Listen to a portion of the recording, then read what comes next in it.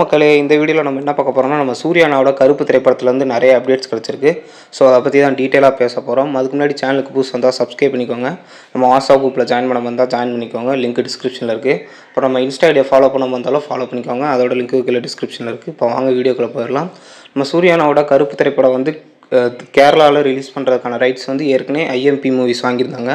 இப்போ கேரளாவில் வந்து ட்ரவான்கூர் அப்படிங்கிற ஏரியாவில் வந்து ரிலீஸ் பண்ணுறதுக்கான ரைட்ஸை யார் வாங்கியிருக்காங்கன்னா எஸ்எஸ்ஆர் என்டர்டெயின்மெண்ட்ஸ் அவங்க வாங்கியிருக்காங்க. அடுத்து நம்ம சூர்யா அண்ணாவோட கருப்பு திரைப்படத்தோட ட்ரைலர் வந்து எப்போ ரிலீஸ் ஆகும்னு சொல்கிறாங்கன்னா மே 6 இல்லை 7 இந்த 2 டேட்டில் ஏதாவது ஒரு டே ரிலீஸ் பண்ணுறதுக்கான சான்சஸ் நிறையா இருக்குது அப்படிங்கிற மாதிரி சொல்கிறாங்க.